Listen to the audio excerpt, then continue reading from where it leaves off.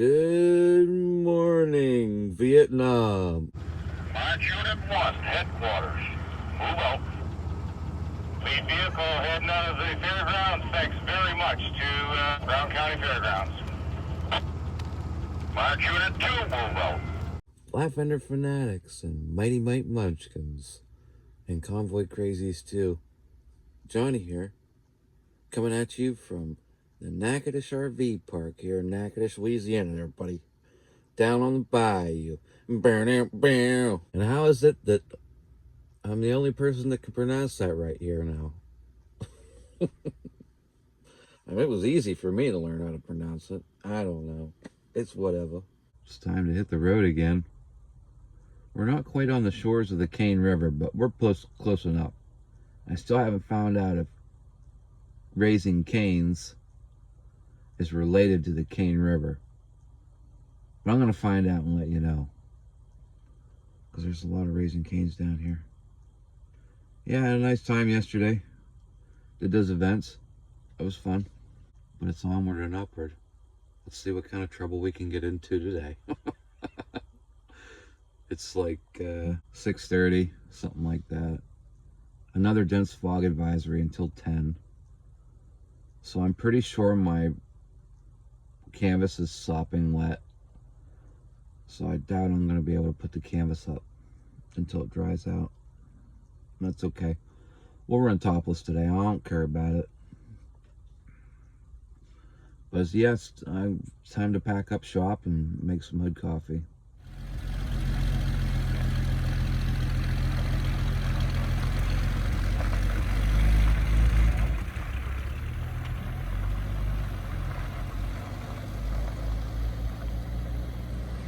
Still a little foggy out here.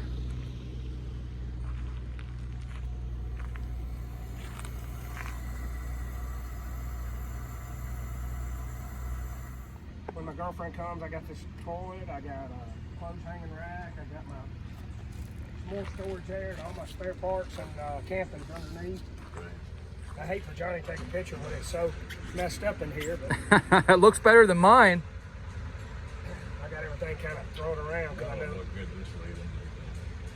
the coffee pot, generator, chairs slide under there, and that's it. I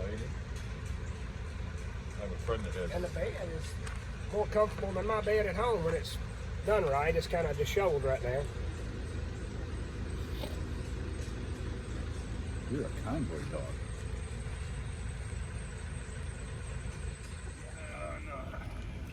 I will take the medium dark. Just have coffee. Nothing wrong with some pecans. I got a pecan in here. I don't want to get up at night. Mine's in the cab. I just stand on the tailgate and let it hang off the back there and just let her rip. Yeah, I am.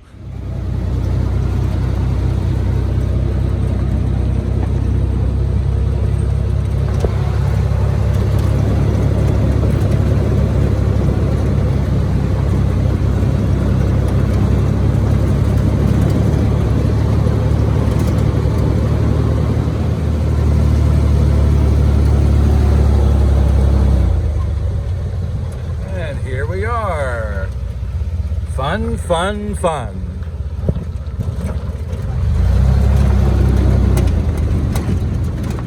Good morning, Dan. How we doing? Doing great. Good. I think we're going to put Unit 4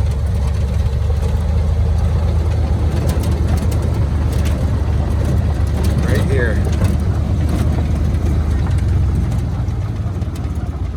Hey guys, so we're up here at the old Econo Lodge and in this big gravel parking lot here. Good morning, Janine. Say hi to the world. Good morning, everyone. Great convoy. Yeah, it has been a wonderful, A lot of fun. wonderful Lots convoy, to see. for sure. So here's my plan for this morning. Here's the entrance over here. I'm gonna bring all the heavies in a big circle. You can see Pat Underwood's already set in Bernie's old truck. So I'm gonna have Morris and Donna, Kenny Adams, Ann and Tammy Joe. Rick's already kind of staged, he'll just pull out. Alan Lynn's gonna come out of there. We got Pat, and we got Tim. Then we got Alan Lynn over here somewhere. Then we'll have Moose Tail over here. All facing this way to go out. Units 3 and 4 are gonna be in the circle of the ring. That's my plan. And then recovery's just gonna go wherever they can fit. Headquarters, I could probably stage out there on the tarmac. And then we'll be down the road towards Alexandria. Let's go take a look at the map. Day 26, Alexandria, Louisiana. Typo, we're gonna leave Natchitoches and head north to meet US 71, the Jefferson Highway, down to Colfax. The theme of today is the Louisiana Maneuvers, so I think we're stopping at the Louisiana Maneuvers Museum, which would be amazing. Colfax, Chevron, Louisiana 3225, south. Stopping at a VA, maybe. We might be bypassing that, not sure. And then VA, I don't know if we're stopping there, and 71 on into Alexandria. And I think this is our RON. This is our overnight here at the American Legion parking lot. Dry camping tonight. Yeah. And then tomorrow, Making sure you sing your code. I was going to put it up. Port Your Allen. compartment was locked. Put we'll it do a away. sneak Thank peek you. tomorrow. I think you're missing something there, folks.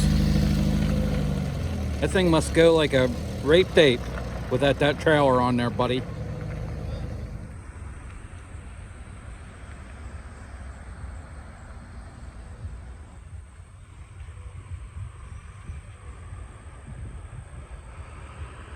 Ah, it looks better with the little duckling behind it there. Yeah. Kenny got really busted when he carried those screws back for the LST.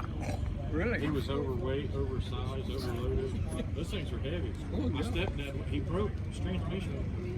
And Dick went.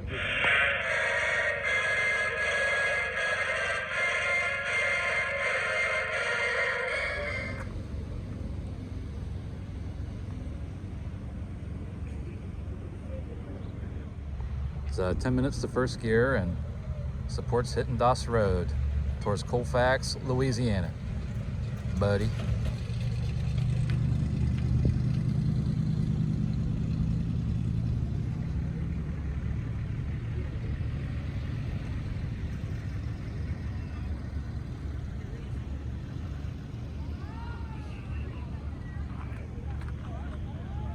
How about her, Bill? Ready for another day? I'm ready, man. Let's Yep. do it. Yep, me too. I'm ready to get on the road. Mile after mile. Yep. Have a safe drive down there.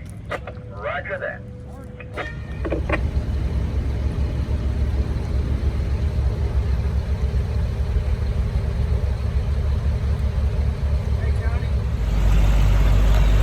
Warren's a hell of a guy. He fits right in. He does a lot of Terry's convoys, so he is also a convoy crazy.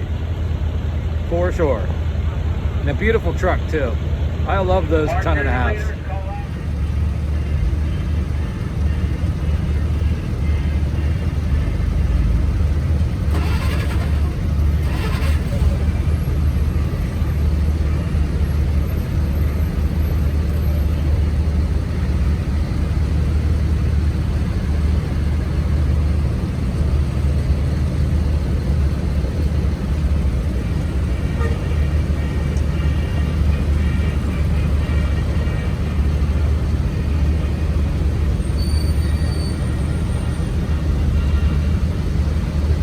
Convoy is right. Police escort. It's tight as we come out of there and keep it rolling.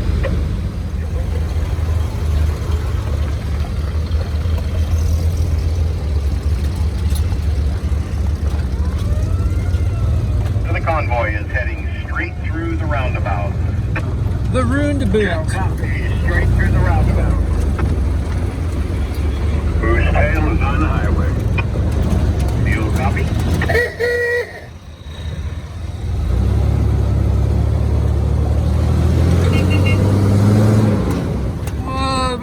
get her trucking too hard here.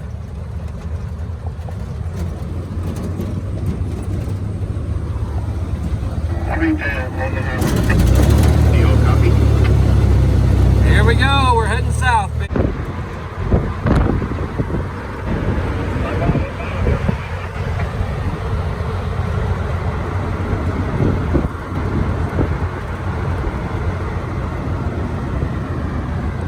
That's pretty.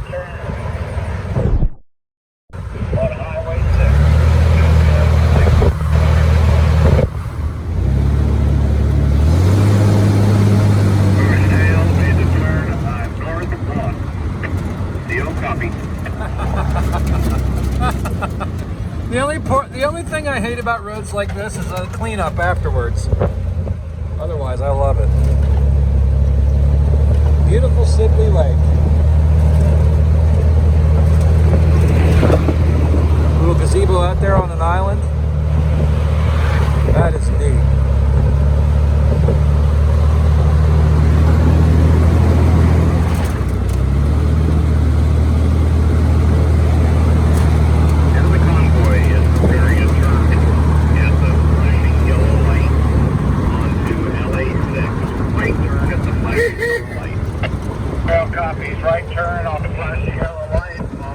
Pity we're going out around Natchitoches. We went up here on Highway 1, hung a right here north of town. We'll probably hit Washington here, but right in here in town was that Jefferson Highway Park we stopped at yesterday with the girls. That's a shame because this is the Jefferson Highway through town there, but oh well. I don't know if you guys saw yesterday, traffic can get pretty backed up there in town, so maybe it was better we went this way.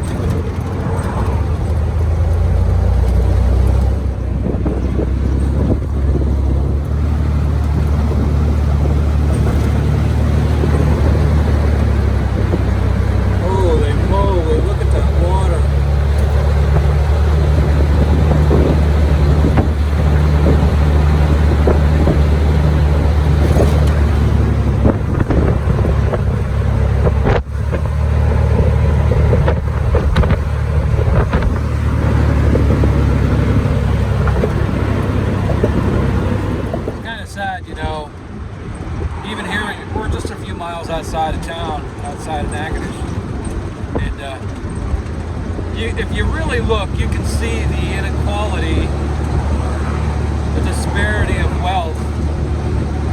If you're not in the historic district with the beautiful antique homes and the brick-lined streets, you're out here with the rundown homes and the abandoned buildings and stuff. I don't know what to make of it, but you see it everywhere.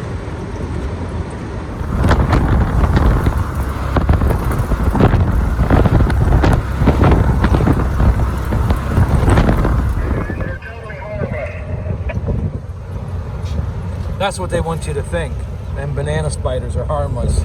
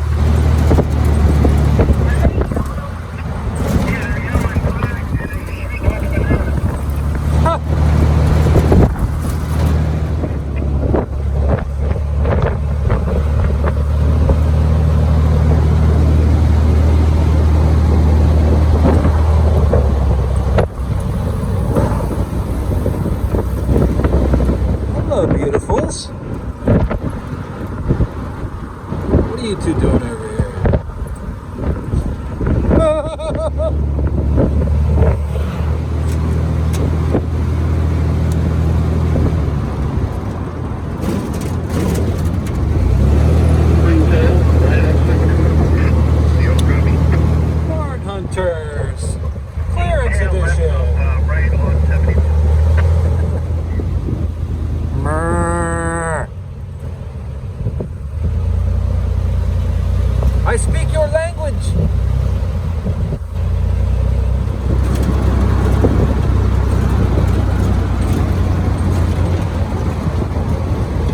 Ah, home sweet home.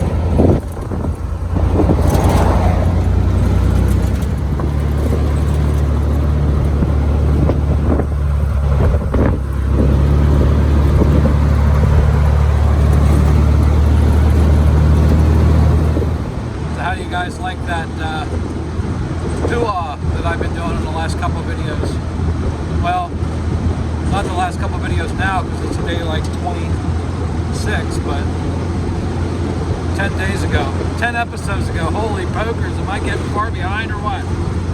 I apologize. I'm just enjoying myself. And the editing is going to just have to wait. I'm trying, but, you know, I love sharing this with you all and having a scrapbook of events here. But I was just curious, if you have somebody by your door and he doesn't have any arms or legs, what do you call him? let me think. Matt. Could be Matt. Matt, brain not work fast enough. Good one, Morris. Yeah, I enjoy sharing this with you.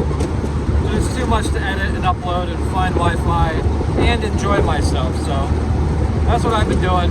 The footage is all there. You know, I have my laptop, so when the phone fills up, I can dump my videos on there. It's all good. But yeah, how do you guys like that editing for the 1, 2, 3 hoo-ah? I played around with it a little bit. And you guys might not like it, but it makes me laugh really hard. So if you're on the convoy and you see me video editing somewhere and just all of a sudden I just start howling, probably why, because I was doing something. Oh, it makes me laugh so hard. Anyways, yeah, we're coming into Montgomery, Louisiana now, on our way to Colfax.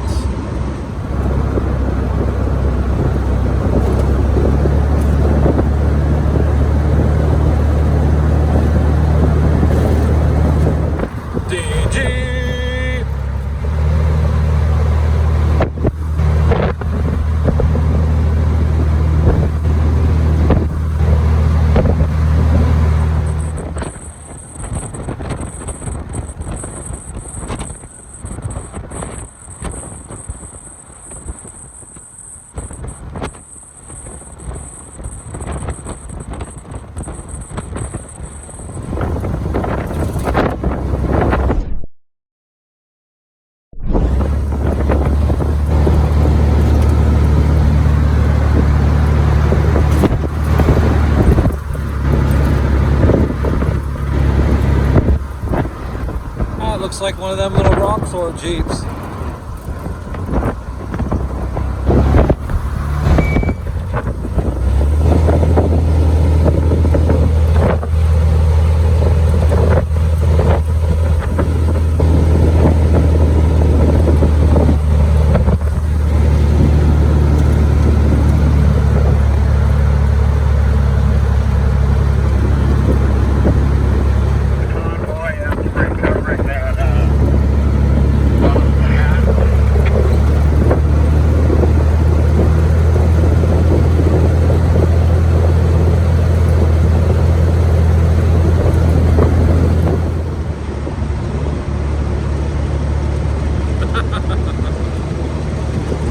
I'm gonna have to pay a fine for that one. Wait a minute.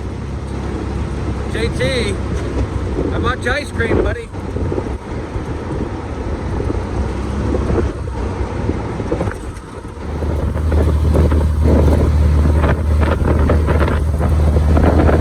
And I'm proud to be an American, where at least I know I'm free.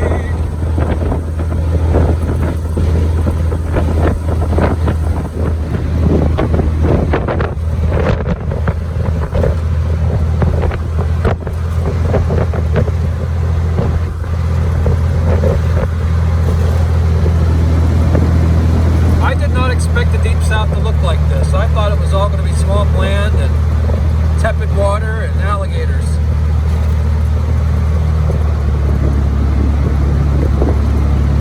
But this is real Louisiana right here. And you get to see it with me.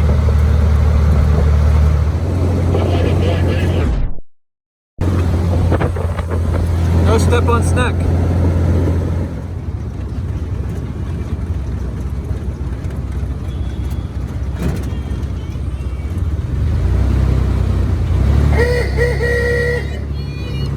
Hi, y'all.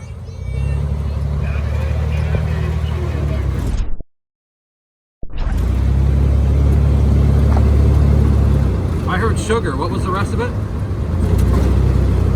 Just stop the sugar cane and chew on it. Keep it tight, people. I think they're holding the road for us.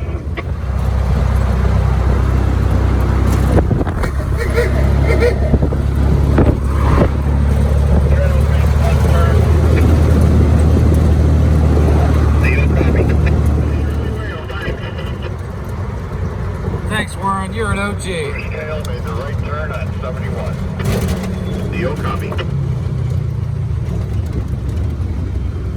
So the lead element's going to take off and check out a comfort stop. Oh, where's she? And Warren, which is the second vehicle in the column, is going to keep the rest of the convoy going 30.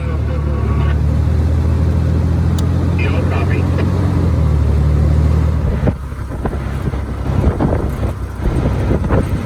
Looks like they replanted this. A bunch of pine saplings.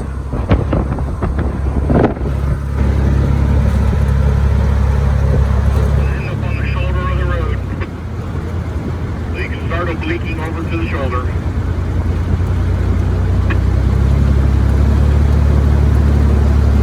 Albert can get in on the shoulder there.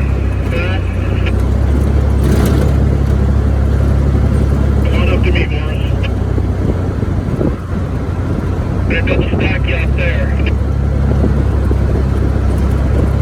Up right here where I'm at. If you want to come up to me.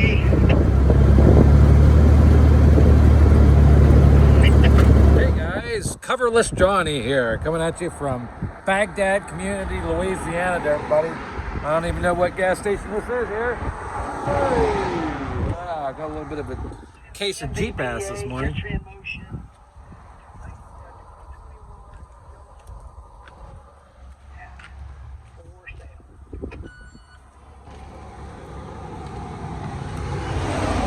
Yes, that is my hat. I'm coming back for it right now. So yeah, got to recover my cover, and then it'll be onwards and southwards here. That is a great idea. I might have to do something like that with the recovery strap, so you can just pull it up in there. That's a fantastic idea. Here we are at Moe's in Baghdad, Louisiana, for a comfort stop. Gonna go in there and maybe get something cold to drink and use their facilities, and then we'll be back on the road. Are you the passenger? Well, maybe we had to set up behind the sail. Or stay awake. Do you fall asleep? Good for you. That's tough. Not much. Take a time to my story. On the road again.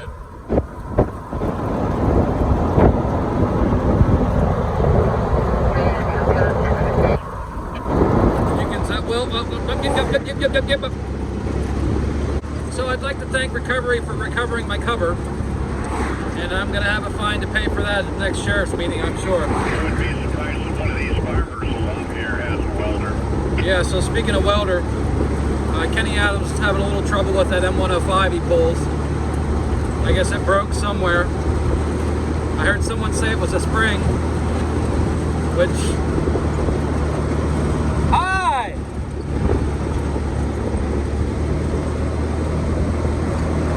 You can weld springs with the right filler metal. Now, I don't think anybody here really knows it. Well, it doesn't matter. Hopefully we'll get them fixed here in Alexandria. I'm sure there's someone there. I'm sure someone in town has a welding machine. You know, those 220 stick welders are pretty cheap at Harbor Freight. That's all you would need, you know, a little box 18s or something. Run her up 150, 160 amps and just buzz that back together. If it's not a spring. But like I said, there are specialty fillers that are made to do that kind of stuff.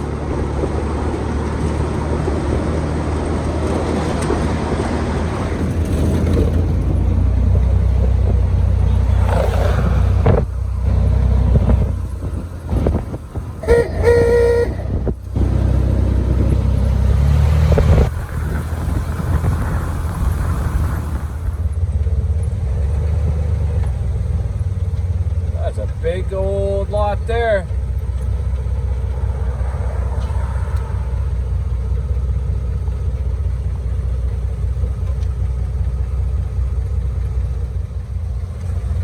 You can't really. There we go.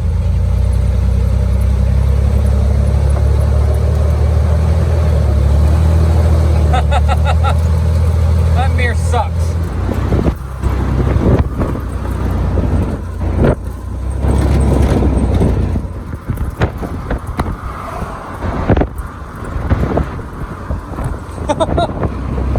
Now we're talking. Hibachi-san. Yes, please. Here we go. Goodbye, Hibachi-san. We love you a long time. Hey, guys. So, some people made some phone calls in Alexandria.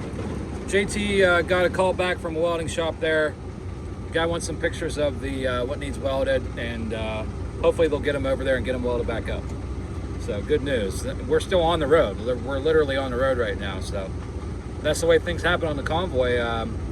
It can be hectic and stuff can come up out of nowhere, and you got to be prepared to be able to adapt and make some decisions on the road and fix your problems. So yeah, it's always exhilarating.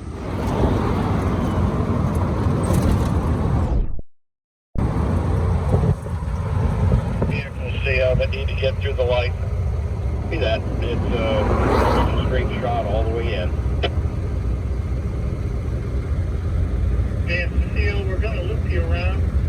Keep it in single file all the way around the dead end street turn. Naughty, naughty. Hello, beautiful. Hey, buddy. Hey, buddy.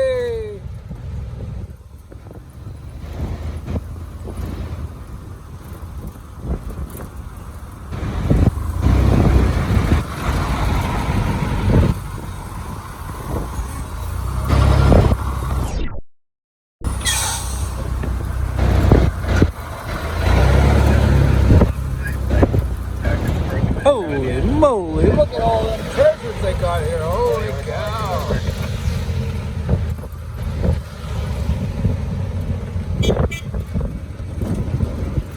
Bring it around town. There's trail over there coming through the gate right now. Holy moly, they got all kinds of awesome stuff here. Like you wouldn't believe.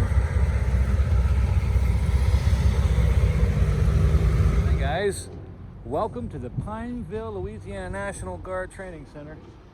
And I see an M37, I see an M38A1. There's all kinds of stuff here that we're gonna go look at right now. I feel kind of naughty for walking on the grass. We get the welding situation taken. It will be 3 p.m. Yeah, 3 p.m. first gear. It's air conditioned in here also. Go ahead and, well, no, I thought you were the one that. Yeah, that's cool.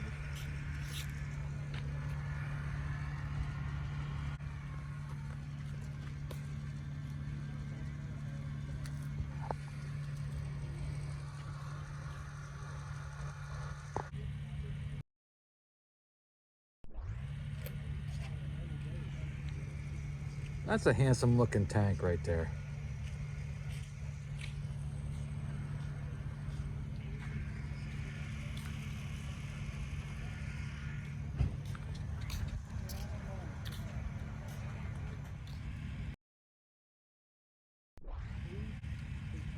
got the whole situation taken care of. Ah, A2. I'm over here, honey. Ah, I like that. All right, we're gonna turn that off.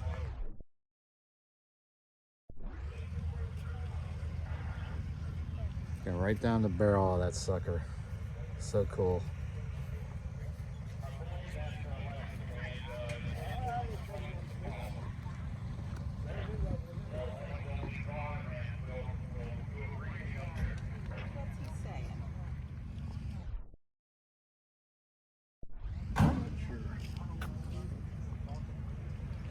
The Lost Unit 4 and the Lost Unit 3.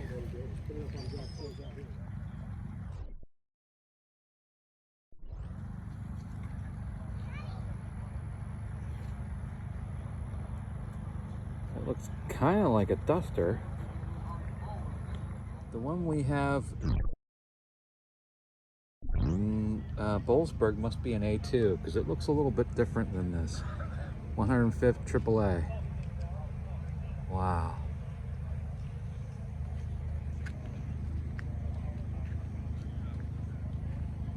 I'll take one of everything. 155.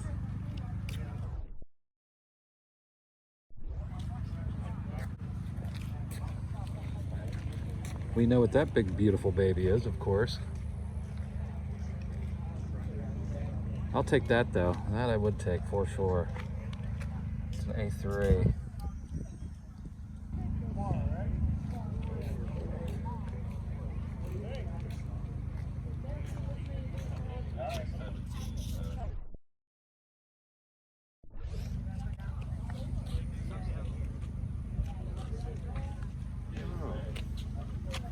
Road grader. Yeah, I love that thing. UH-1 Iroquois.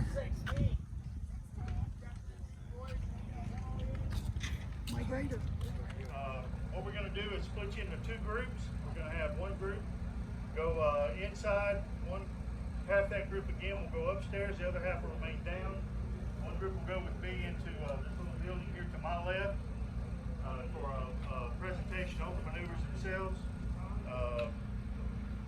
Some simple safety notes. I know this is all redundancy, but there's a water fountain in the back of the building. Here on the first floor, there's the latrine. Should there be an emergency situation?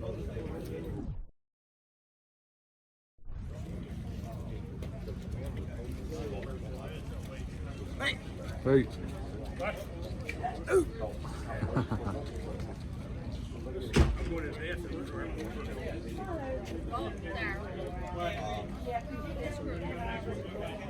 List to do. Yeah. They make these in semi-auto. Yes, they do. Except the bastards are heavier now, but I want to get one. I have this hanging in the janitor's closet at work. A picture just about that size. Got a training 30 cal. So cool. Cutaways. Amazing.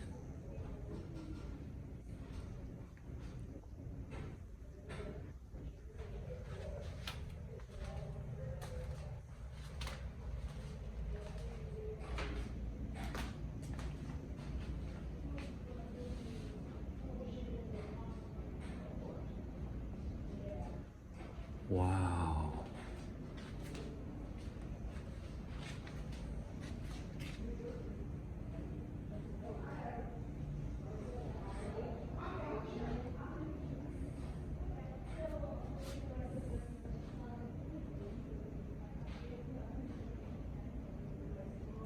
So cool.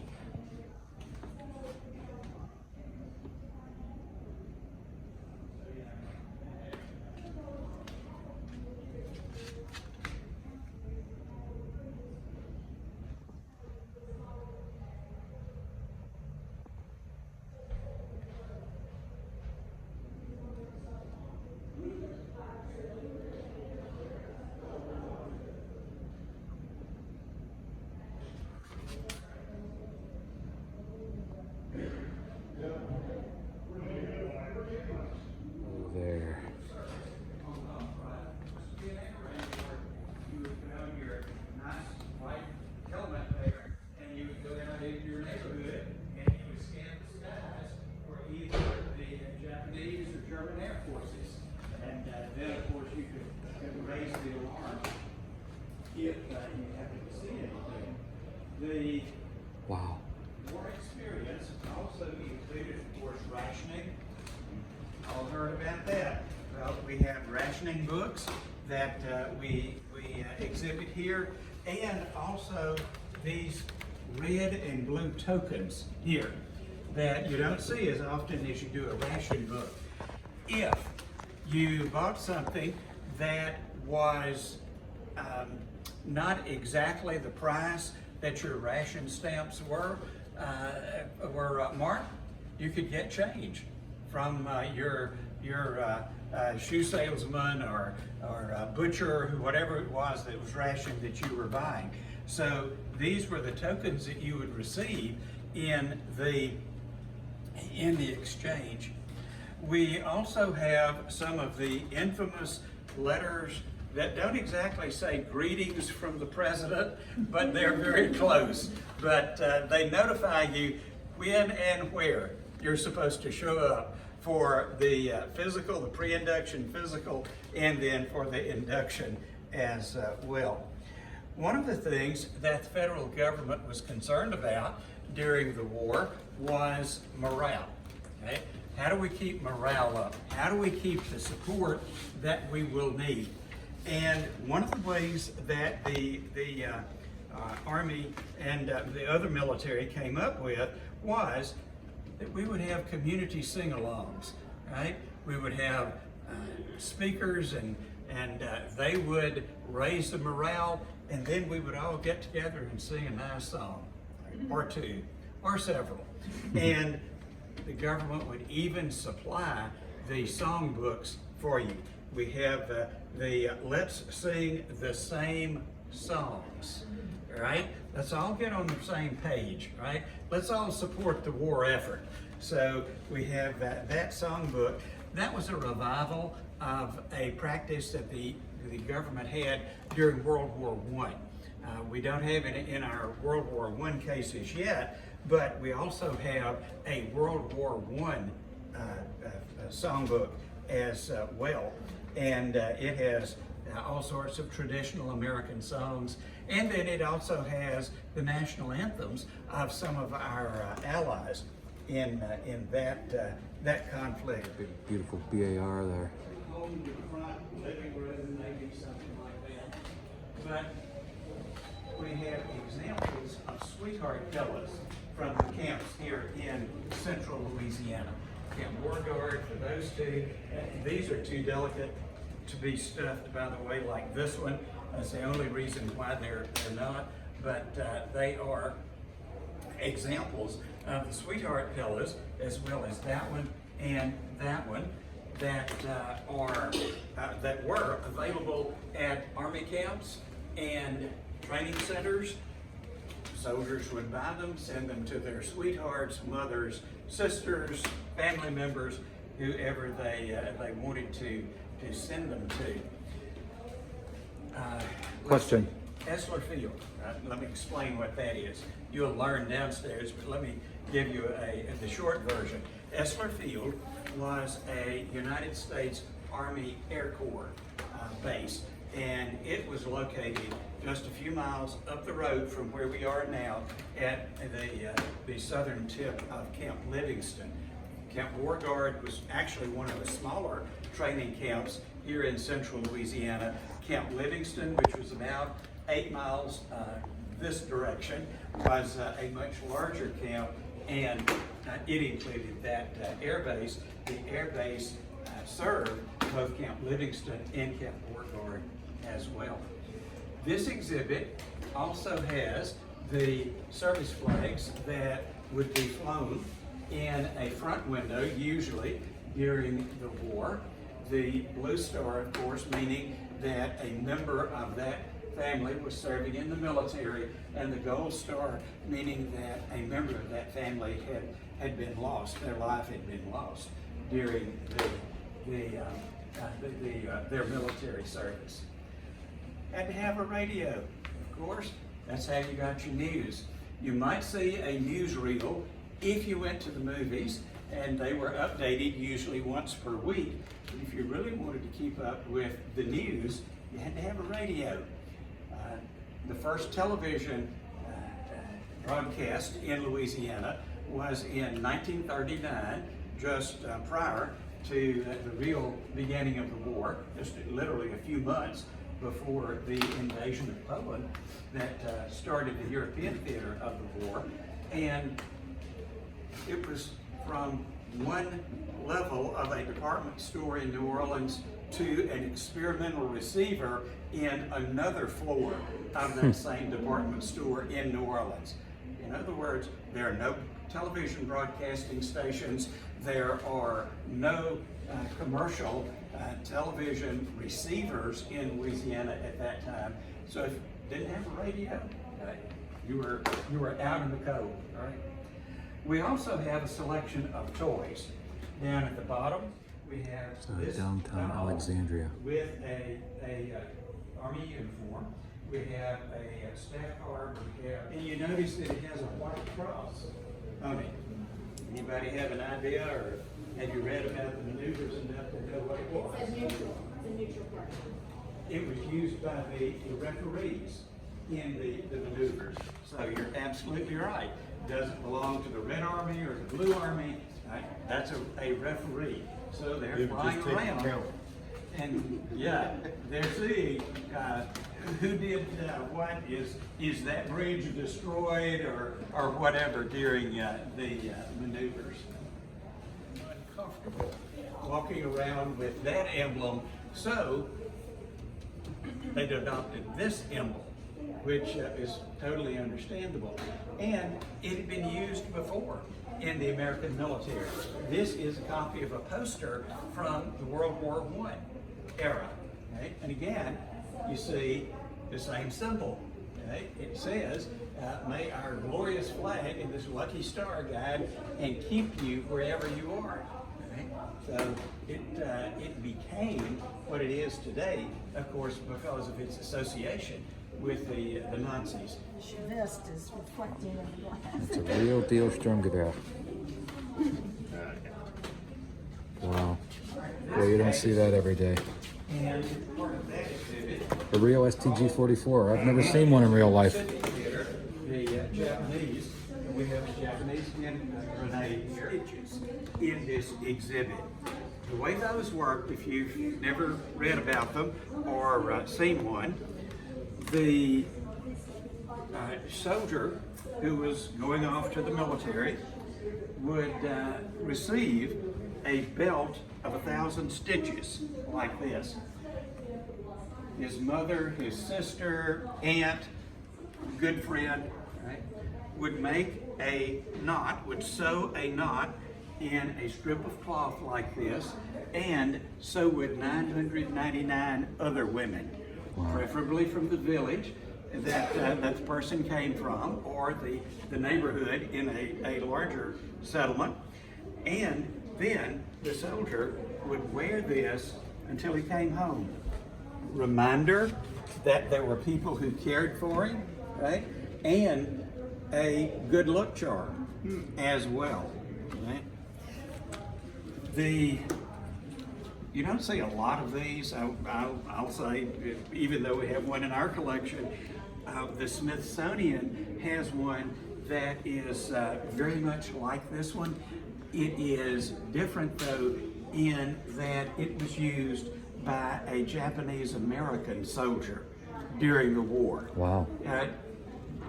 Same culture. Yeah. You know? So yes, you're going off to war, you need the traditional belt, right? Except, excuse me, except in this case, he was fighting on our side, right?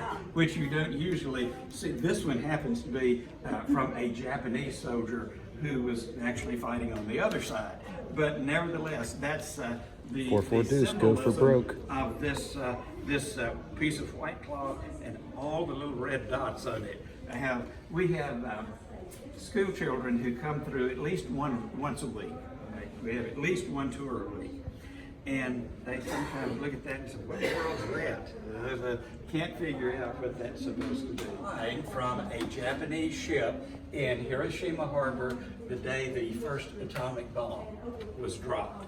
So it went through that whole experience, right? And that's one of the reasons why it's in the shape it's in. But Wow. people ask a couple of questions about it. First, is it radioactive? And the answer to that is no. The United States Army has tested it for us, and they assure us that it's no more radioactive than anything that you would encounter on the outside. It's safe to exhibit, and it's safe to be relatively close to. And then the second question that we get about that flag is, how did you get that? I mean, that's rare. How did you get that? And the answer to that is this. One of the American soldiers sent into Hiroshima after the bombing to assess the damage was a man from Alexandria. He found the flag. He managed to get it home. Ever ask about specifics about things like that, right? But he managed to get it home, and then sometime later donated it to the museum. So that's how we came to have that particular exhibit. Shot down, whatever, and you find yourself in a community where nobody speaks your language. Well, the military thought about that. They were issued, in this case, Chinese, in case they were shot down in a Chinese-speaking area, cards that had American English phrases over here, and then the same phrase in several dialects, right, of the area where you might be encountering somebody. So, if you could find somebody who was literate, you could find somebody who was literate, you could point to, or you could find what you needed to say, point to the phrase, they could read it, and then they could point to an answer in their language, and then you could translate it back into English. Wow, that's clever. Those were very useful, I'm sure, in certain situations. Were used either to code Italian or German, Japanese. That is astounding. Japanese and Chinese, those people who had been rounded up, especially on the West Coast, in accordance with President Roosevelt's Executive Order 1966, which required them to be held in secure areas. I will point out they stationed here or they stayed here for a couple of weeks. They toured the museum, and I will say that when they were standing next to this mannequin, they could look him straight in the eye, right? So evidently still, the German soldiers are about that size even now. Some of you might recognize this. This is a recoilless rifle from the Vietnam era. It certainly newer than many things that we have in the museum. Some of you might fire it, I don't know. But anyway, it fires a tracer round, and if the tracer round hits your target, then you fire up the big barrel. Good thing about it, of course, is that right? Yeah, you're saving the taxpayer some money, right? Right. The good thing about it is, of course, that it is recoilless because of these openings in the back. You just don't want to stand behind it when you're firing it, right? It'll kill you. This is our Holocaust section of the exhibit. It is part of his collection of the actual symbols that the Nazis forced Jewish people to wear while so they could be identified as part of the Jewish population. And I always point that out because of the sadness, really, that they represent. Okay. We have that example, we also have an American mortar example as well. Right now, Louisiana contributed space, right, for training. It contributed both volunteers and people who were drafted to the American military, but we also often don't think about Louisiana being a manufacturing state, but it did contribute some goods that were made in Louisiana to the war effort. This is probably the most famous manufactured item used by the American military that came from here in Louisiana. Landing Craft Vehicle Personnel, LCVP, or Higgins boat, as it's more commonly known. I think y'all are supposed to visit the National World War II Museum while you're in New Orleans. They have a full-scale replica. We have this one, right? So we do what we have, right? One of our cohorts here owns 2 of them. Wow, great, wonderful. We go back to Conneaut, Ohio every year Oh, for the Omaha Beach reenactment. And oh, the okay, ducks. yeah, The ducks and the yeah. Higgins boat. We got to work on that. They needed extra people in our convoy. I don't remember what year it was, I think. 21. 21. We took and helped them do the reenactment and put us on the Higgins boat and the ducks to be people to do that. Yeah. I thought that's what that was when I first saw it. Yeah, that's what it is. Andrew Jackson Higgins owned Higgins Industries in New Orleans. Higgins Industries was a boat building concern prior to the war, and he first interacted with the United States Navy building an earlier version of the landing craft, the Eureka, as it was called. He had built a version for oil companies to use in the marshes. Then he went to the contracts with the United States Navy. Higgins boats reportedly were used in every amphibious landing that the American military made during the war effort. President Eisenhower met Andrew Jackson Higgins in the 1950s, and he said to Higgins, "Oh, so you're the man who built the boats that won the war for us." So if General Eisenhower decided they were that important, they must have been pretty important for the war effort. One of the other items that we have for this exhibit, we actually have the model done, but it's not actually on display yet on the front of their airplanes. That's the P-40 Warhawks. There's an example on that later, The Flying A-10, Tigers. but in World War II, they also used them. The other half of that template is in the Chenault Museum, which is in Monroe, Louisiana.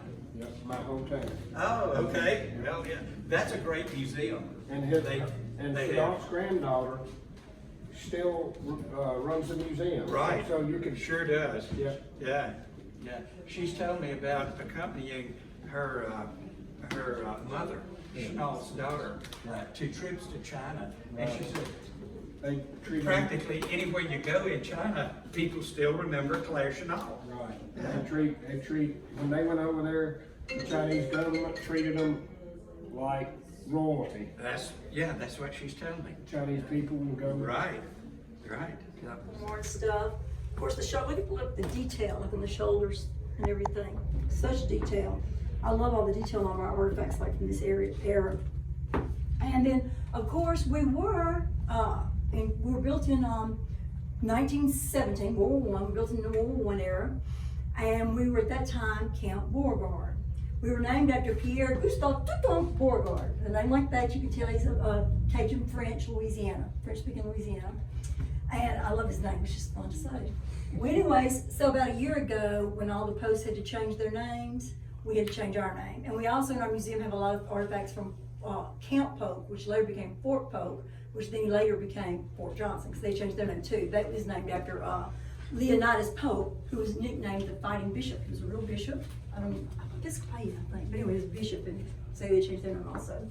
But you'll hear me usually say Camp Beauregard #1 out of lifetime we have it. Plus, I'll call Camp Polk even Camp Polk, which was the original 3 names back, because they're artifacts and stuff. So anyways, so these are from our colonial period. We kind of like to go in a little bit chronological order. Of course, everybody recognizes President Lincoln. This one is actually also a reproduction. Then the Madison artillery flag here that we have, it was a long ways. My understanding was a long ways coming back. Like it was captured by another group, stayed with them. In recent history, they brought it back to come and we were able to get it, to borrow it. It's on loan to us. But the interesting thing on this one in Gettysburg, of course, when you're shooting across. So if you look for your cannonballs, you go look where the enemies were, not where you were. So that's where they found the 24-pounder. Plus, I'm told that not very many people had 24-pounders, so they're pretty sure that was from the Madison artillery. The interesting little 4-pounder, right after Hurricane Katrina, of course, we're farther north than New Orleans and all that were so devastated. So they did the FEMA trailers to house families, and they had a bunch of them here on post. And they were digging to do the water pipes and everything for those trailers. And Rick was here a long time. I'm like 5 or 6 years here. Jerry's a couple years here. But Richard's been here like decades. And anyway, they called and they said, we got something you need to come see. The guys that were putting the water pipes. And we do not know why there's a civilian, and we've had experts come look at it. It is a Civil War 4-pounder cannonball. But we don't know why it was here. Of course, there were troops. There were Civil War battles here. But that was another thing we thought of. It could have been the military academy just right up the road. And we don't know if they were practicing out in the field, or we don't know. Could it be a petrified baseball? Petrified, it could be a petrified baseball. And these are originals? They are originals. Wow. And that amazes me because you'd think the scene would be given away by now. So that just really amazes me. I don't know originally where it was stored, but it must have been fairly climate controlled. Because if you store things in a barn, an attic, basement, whatever, it gets hot, whatever, it deteriorates fast. But it's amazing, and they talk about that, that changes now, but like with the red sash and everything, you could tell that is an officer's uniform. To me, that makes you an easy target from a long ways off, with the bright red sash, but at that time, it's heavy. But anyways, this is turn of the century. So you just see some different memorabilia and stuff we have, and different things here with different posts and everything. Like this was there was a march that was made for the 3rd Battalion. And here's just another picture of Beauregard. Of course, I tell people to risk those of you that are in the military, thank you for your service, and you know what I'm saying, you use things for a long time. Like World War II is using the old World War I leftovers in the beginning, And so that's kind of like this one was. It was used in World War I era. But it was one of those that hung on there for a while. So, if you're from Louisiana, almost everybody in Louisiana is big Tiger fans. LSU Tigers. You know Louisiana football, woo, Tigers, go Tigers. So, the original LSU was not in Baton Rouge. It was actually here in Pineville. And it was here in Pineville before the Civil War. Oddly enough, and it was a military academy. So people, so everybody thinks that the Fighting Tigers came, they think our infantry is named after that, but actually they're named after our infantry. But anyways, oddly enough, the first president, the first person in charge of the academy here for LSU was General William Tecumseh Sherman. If you know anything about William Sherman, that seems to be a strange oddity that he was in charge of the military academy that became LSU here in Louisiana. And then the school closed during the war. Professors were leaving. In fact, I've seen it. You can go online and look it up. Where Sherman put in his resignation. And basically, he says, "I'm a West Point graduate, U.S. military. I can't abide by, what's going on." And but anyways, so the arrows, and then they're finally towards the end of the war and everything. They're trying to get the school going again. There was a big fire. Some of the buildings burned. So then they ended up moving the university to Baton Rouge. But so that land there, though, was still there. I'm sure there was like water wells and different things there still. So when they come to the Militia Act in 1903, that we need more training facilities to train our soldiers. It was a training facility built at Camp Beauregard, and it was also a Civil War general. And then there was also his son or grandson was one of our first tags, tag in 1939. So Louisiana normal, we're in dry spell right now. And so they have the wooden floors, and then of course the tent over it. They would sleep like 12 soldiers to a tent. So they had to sleep head to toe, that way they don't cough in your face. But, You just gotta smell his dirty feet. that's right, it smells very good, maybe go past the Nose drain. plugs. And I always point out, it's really funny how history repeats itself. You always hear that, it really is true. This shoulders, this insignia right here is known as the Rainbow Division from up north. Okay, in World War I, our Louisiana boys were attached to that Rainbow Division from up north. In the World War II section, you're gonna see again, they're attached to the Rainbow Division.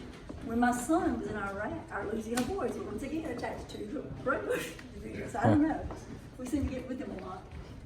Anyway, this is just different memorabilia and stuff, and soldiers out training and everything nearby. Here at Camp Beauregard, you see the different soldiers training. And this one's got all the nurses in it as well. And then But they were a popular. big thing during World War I, during that time period, was of course the Spanish influenza. You know, COVID was going on for years before we reached the numbers of the Spanish influenza. Spanish flu is very deadly. So we got soldiers coming from 3 different states training here at that time, and they're in those little tents. So out right across the road from where Camp Stafford was, which is just, like I said, just right down to 3 or 4 minutes down the road from here. So I think the property's touching the back. So during this era, and the Spanish influenza is going on, so all these soldiers would come in sick. Well, if one gets sick, their whole tent's gonna get sick. So they sent them across the road for somebody to look after them. So all the sick soldiers kept getting sent across the road. To this day, today, it's where our big VA hospital is. So I laugh, but the one good thing to come out of Spanish influenza is we got a VA hospital. But it started from the Spanish influenza where they were segregating them from the rest of the population. Was it bad here? Well, here's some of the statistics and stuff we have on the board here, and we're just, like I said, Yes, it wasn't good. Yeah. The Spanish influenza, you know, like I said, was bad. Just about You don't have the military. Like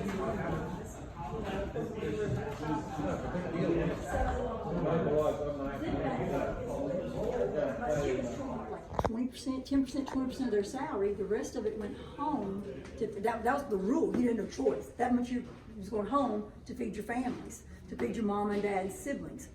And of course, the young men stayed in camps. Here's some pictures of the camps. But Camp Beauregard became the Arkansas, Mississippi, Louisiana, right here, District E headquarters. Wow. So when they first started the CCC, it was a lot of disorganization. And so what they thought about was who's best to get a bunch of young men going in the correct direction where they're supposed to be, in an orderly manner, getting their tools together, getting everything together. The military.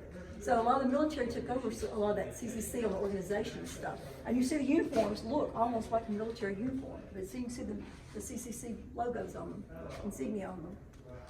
So during that time period, we became headquarters. Part of the post was used for military, I think, and the rest of it was used for the headquarters. And of course, a lot of forestry out here and everything. So there's all kinds of forestry projects and things like that they have the camps out. And then we're doing there's pictures of the camps. This is just some different military school stuff. Of course, a lot of our soldiers have been to Fort Benning. They're still really popular today. A lot of soldiers still going to Fort Benning. If you ever get a chance, when my son graduated at Fort Benning, I got to go to that museum. That was 22 years ago. But that museum then was absolutely phenomenal. Multi-million-dollar, huge complex. And I haven't seen it yet, but they told me that I think it's open now. They also put in a big tanks museum at Fort Benning. right. Tank museum. Have you been to it? Have you been to it? The new tank? Not the new one. Yeah. I was, I think a lot of interaction with the soldiers. A lot of hilarious stories of their interaction with the soldiers. What you can see is a little country store. See the Coca-Cola sign? Coca-Cola sign. Every little community had a little wooden store, you know. Yeah. Never been to the Addison store? One of the units heard it and thought it was another unit coming in because they're doing their mock battles. Oh. And they called it a big river roar, and it was even on the Paul Harvey story one time. Okay. Story? So I thought that was the story y'all was gonna tell me. Oh, no, it's just, we went to Addison. Oh, okay. Addison was the- store, which was the store. in Mount Carmel. In Mount Carmel, in the middle of the maneuvers, Okay. at a crossroad. Just up the road from Peace and Ridge. See, I grew up north of here in a little bitty town that's technically a village, population like 200 and something, and yet there's tens of thousands of soldiers all in the woods there. So all these people, they would tell me all these stories of how different it was with you. Even with the grocery stores carried, all of a sudden you got to carry something for mostly single men, you know. Like out there it was a big deal. Some of them started carrying like beer or whatever, you know, because Oh, yeah, you had to because you provide got what they wanted. Yeah. And this one's modern technology for a day. I tell you what this. Y'all may know what this is. That's the It's water- a small barrel. Yes, water-cooled 30. cooled.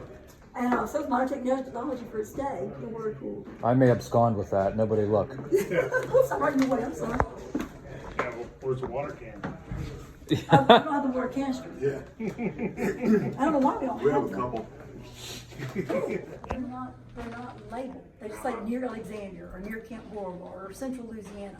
And so it's regrettable that all the pictures are labeled very generic like that. And so like, you know, like one patent sitting on a fence. Well, you know, he's on a fence, but it could be anybody's yard within 30 miles of here, you know. So some aren't specifically labeled like that, like I wish they were. Summer uniform, of course, more cotton instead of wool. Of course, in Louisiana, you don't want to really be here in the summertime in wool, I can tell you. Because this isn't summertime, okay? This is our fall. Anyways, we had a lot of famous people here from all walks of life, several famous cartoonists. So you'll see some cute cartoons from the area, you know. So this is kind of like the little boy that was talking about selling newspapers out in the woods. Well, I told the other group that story. I told y'all that story. I'll tell y'all the end of that story. But let's take a look. Maybe we'll transition. I mean, I don't know.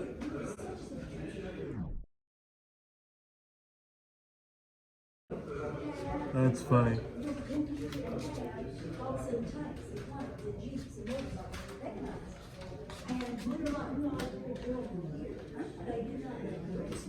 Georgia was tearing everybody up with those tanks, you know, and planes.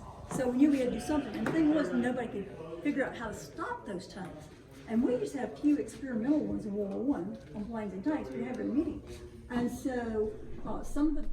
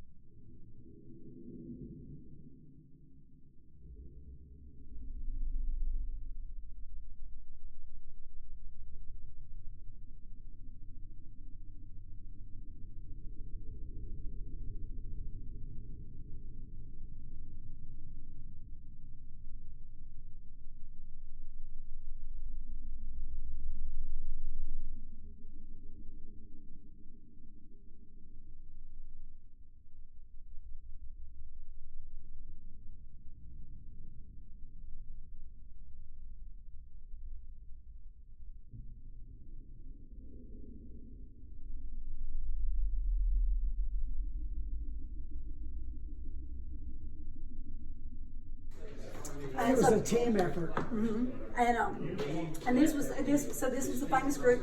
When you look at the tankers, you think about like, okay, they would use live ammunition for some things, and they've got to before they get overseas to know what they're doing. And there were bombing ranges that they used, artillery ranges and stuff. But so much of the stuff that all the soldiers, no matter what group you're with, used imitation stuff, you know, just to practice to train with. So like, for instance, they would use these to train with. You ever help? It's an actual. Not everybody pick it up and say, don't drop it on your toes. It's very, very heavy, okay? So they did a lot of these training aids. But you think about it, they had to put all that in, you know, they lift and put and all that, like for hours at a time. So it's a lot of pulling up. We have a lot of famous generals here. Most people's favorite is General Patton.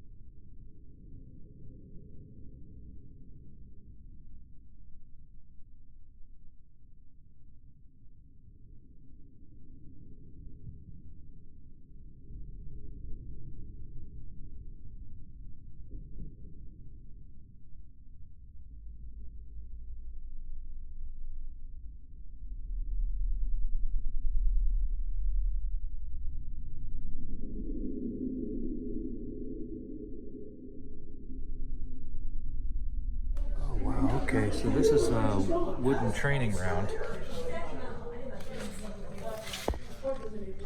And that weighs about 20 pounds. Wow.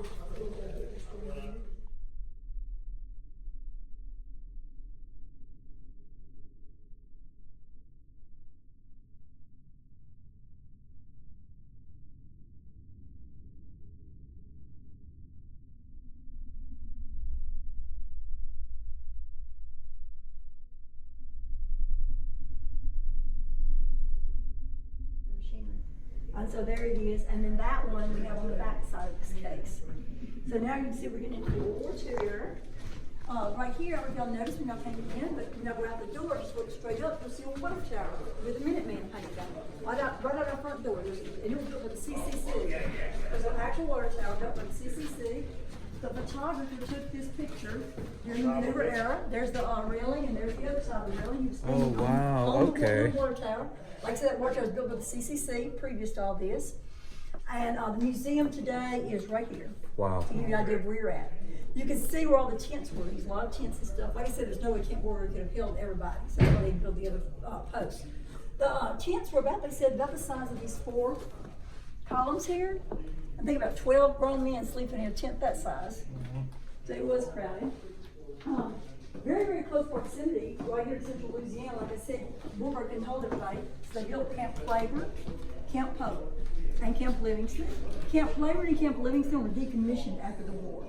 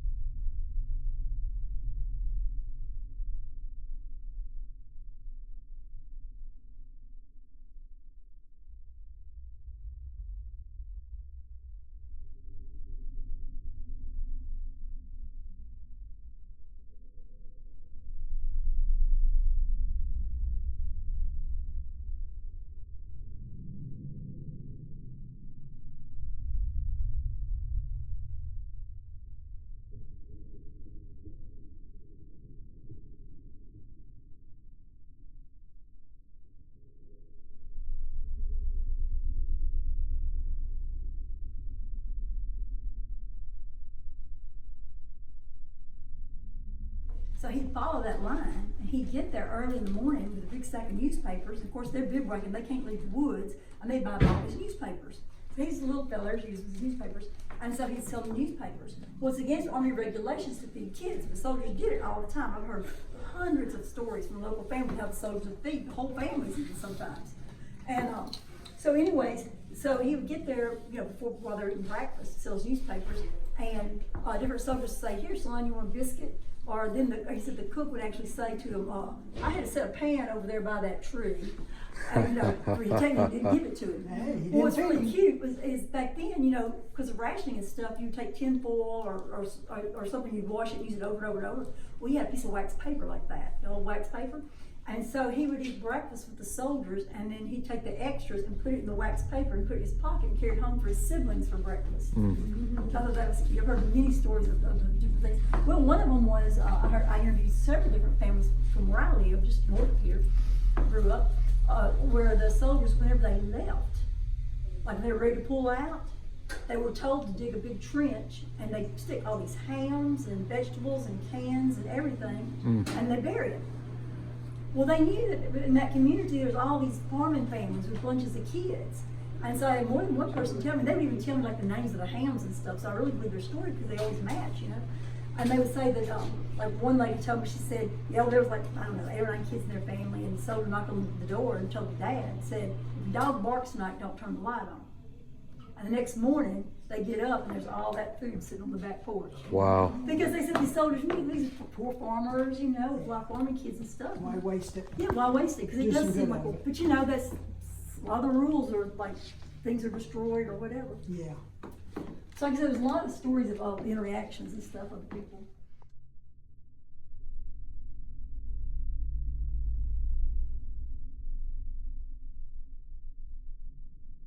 Cool. Yeah. So look, here's 2 guys shaving, you can see them shaving in there. Now I told you because it's metal, you take the liner out, or if they would take the liner out, you can use it to cook. If you're in a trench, you can't get out of a trench, you can use it to fry. You can shave and bathe in it. So, and you can use it to help dig a hole, so it's a multi.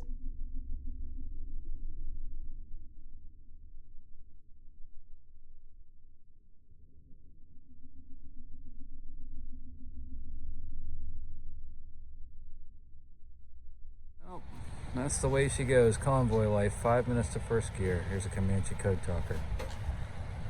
Beautiful vehicles on display, beautiful museum. But we gotta hit the road, Jack.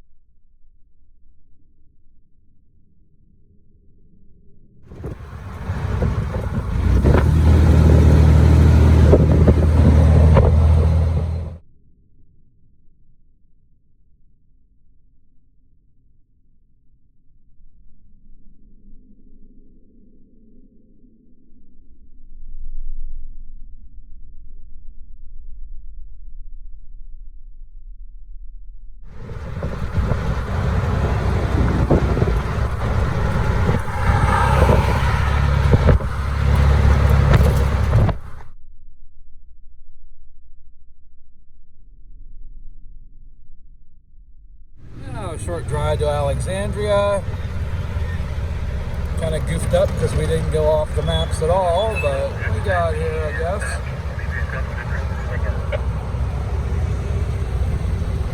Not sure I want to camp here.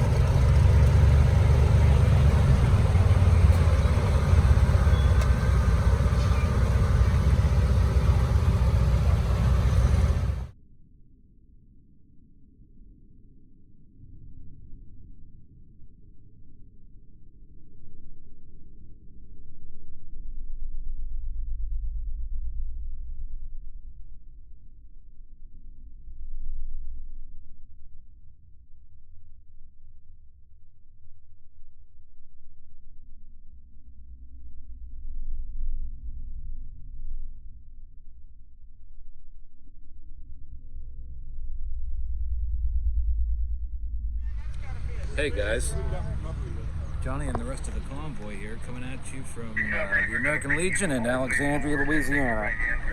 And this is our dry camping spot for the night, surrounded by a fence.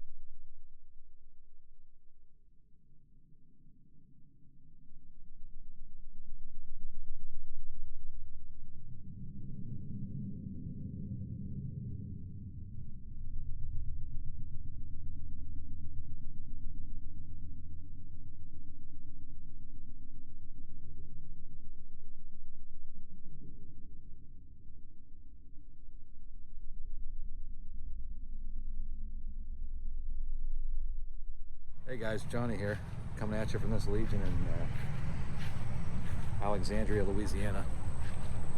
Dinner's about ready, but we're not allowed to sit in the main Legion because they have some little dance going on, or gonna go on. A bunch of old fuddy-duddies coming in there, gonna boogie-woogie, I guess. So they put us back in the bar area. We was watching Gunsmoke. 2 thumbs way up.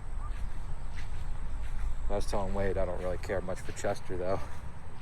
Festus is my guy.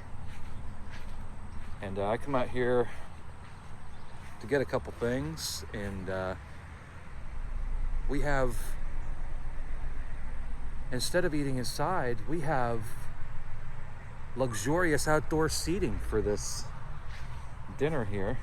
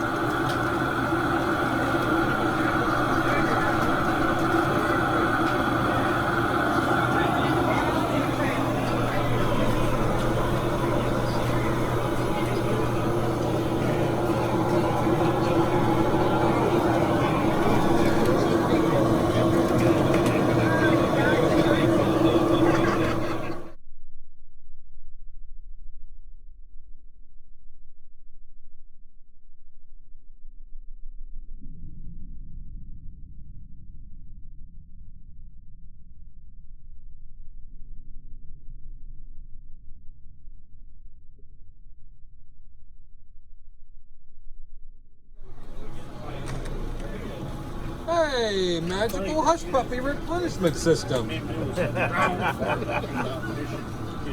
Squat again, squat again. Take 2 more.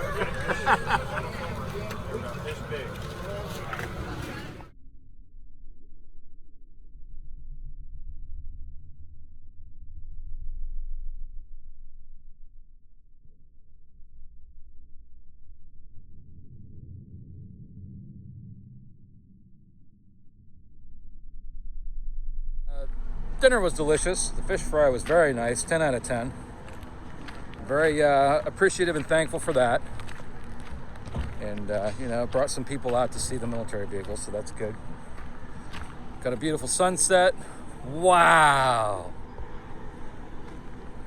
Would you just look at that? Just look at it, would you? So, I'm retreating to the bear trap, as Scotty calls it.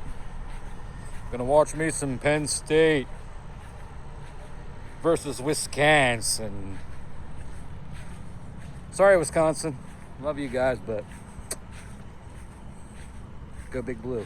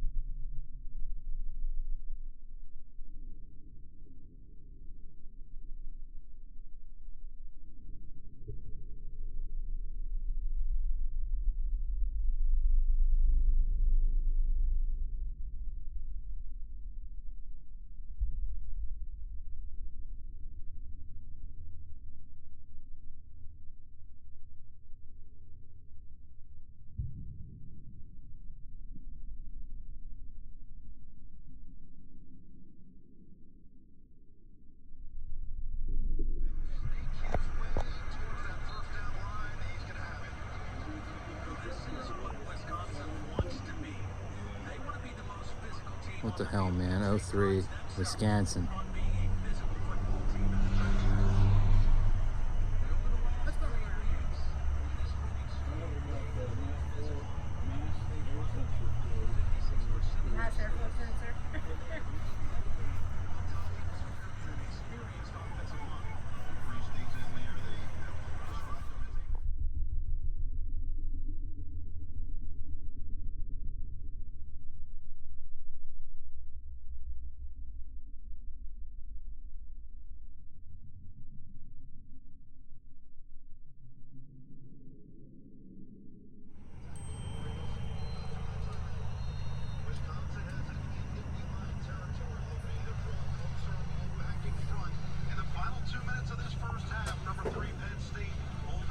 Penn State will come back second half and take their out.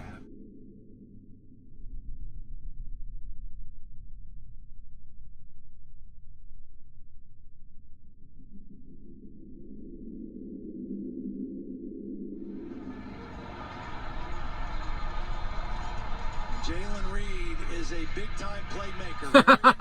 Yeah, baby! He's a